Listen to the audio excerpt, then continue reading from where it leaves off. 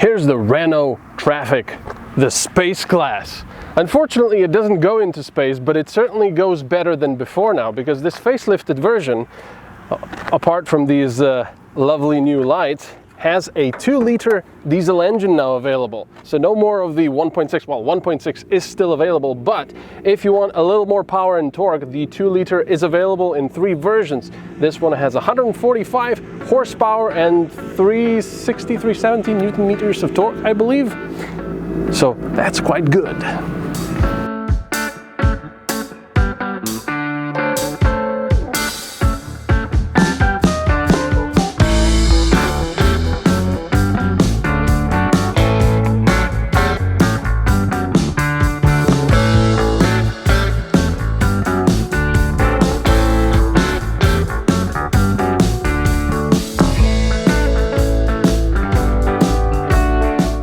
So before we check how the engine is and how it drives, let me just show you all these seats. There's 3 people in the back, 2 people in the middle, and 2 in the front.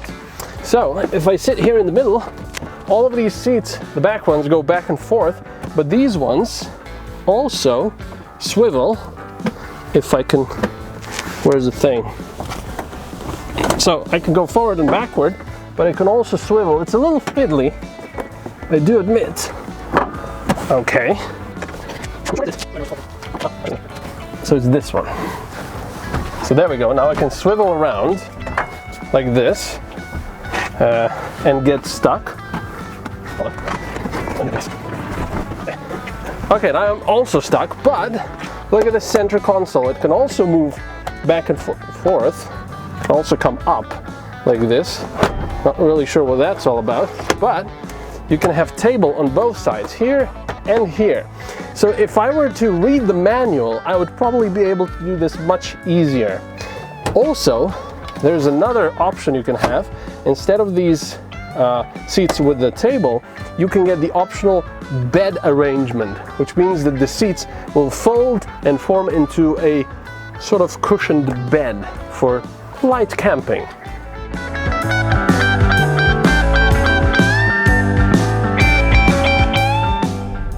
Okay, so the very first thing we need to test in this Renault Trafic is, of course, the acceleration. That's the most important thing with a van, when you're buying a van. Okay, maybe not, but I do have to say this engine is a bit of a surprise, because I was expecting something a little more sluggish, something a little less agile than this is. Now, we don't test vans often, and we don't test pickups often, for example, but I'm quite excited when we do, because it's something a little bit different.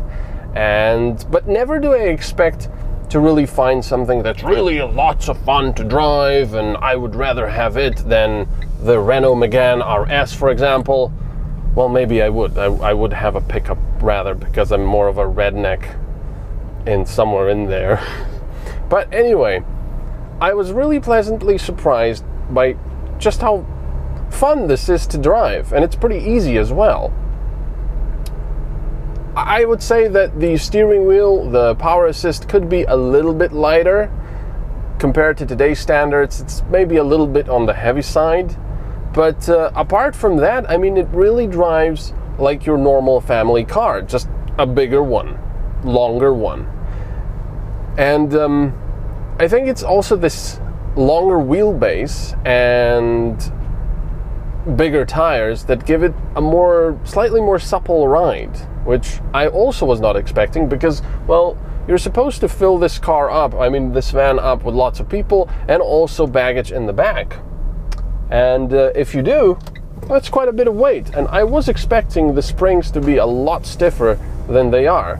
So yeah, that coupled with these seats just gives you a very pleasant, comfortable ride. Now, I would say that Renault did a very good choice here, a very good thing, by putting a 2-liter engine back in the Trafic, because before only the 1.6 really was available. And this is not just better, I think, for emissions. I believe that was the main reason they did it, but also because larger engines just work better in the longer run, I would say, both for economy, power, and perhaps even longevity as well, because they don't have to work as hard as smaller engines of equal power with larger turbochargers have to. But anyway, this particular engine is not the most powerful one you can get in the Trafic right now, but I think it's kind of like the sweet spot, just like the 1.3 liter turbo petrol with 130 horsepower is for the family cars they offer, or mostly the SUVs and such. But I really like it. It might be a little bit loud at some RPMs, especially when you're going at lower speeds, so you don't have as much wind noise and you're going through cities and you're accelerating a bit. But it really doesn't bother me much. And when you're going a little bit faster, it's actually surprising how quiet the engine becomes and how little air resistance noise you hear. There is some, of course, and it's going to drown the engine a little bit, but it's not bad at all. Like I said, with these comfortable seats, I would have no problems driving an entire day in this van. And that's the whole point of it. This is supposed to be for, I don't know, for people who have to do managerial stuff and have to have a meeting there in the back. Or, alternatively, of course, you can also just buy it for your family if you have more kids. I'm not really sure about leather for kids, though. I mean, that's just a recipe for disaster. Anyway, the engine. Let's talk about the engine more. So this is not the most powerful engine, but like I said, I think it's the sweet spot because you get plenty of power, but it's also not horribly hungry for fuel. So right now, my average fuel consumption is 7.5 liters per 100 kilometers, which I think for a van like this, for a larger vehicle with worse aerodynamics than a family car, really isn't that bad. And the worst we've seen was about 9.7, but that was highway driving, fast driving, stuff in the back. My colleague, actually my cameraman, put about half a ton of stuff in the back, and he was really surprised by just how well the car handled on the road with that weight in the back. So yeah, we were not expecting that. And the lowest I've seen when I was driving fairly economically, but not horribly economically, and with some people in the van, was 6.5 liters per 100 kilometers. And I think 6.5 is pretty darn good for a van this size. I'd also like to mention the fact that you get an automatic transmission. Well, it's optional obviously, but why would you get an automatic transmission in a van? Well, it's convenience.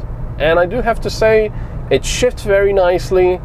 I would sometimes like it to shift a little earlier, for example, especially in lower gears, but that's fine. You can always put it into manual and shift yourself. No, there's no shifting paddles here on the steering wheel. That would be crazy. But yeah, you can do it with the gear shifter here. And because you have this little armrest here for your arm, it's perfect to reach for the shifter, which I guess in case of the automatic you don't really need that often. But yeah, it's very nice to have. If I was buying a van like this, I would definitely be considering an automatic because it's just so practical. It's nice. And like I said, this one shifts very nicely, smoothly. I really have no complaints about it. So I have all this space in the back, but due to this new coronavirus, I really cannot invite people here with me. So I'll have to get the help of Dr. Pidus Stoppus and yeah, do something else.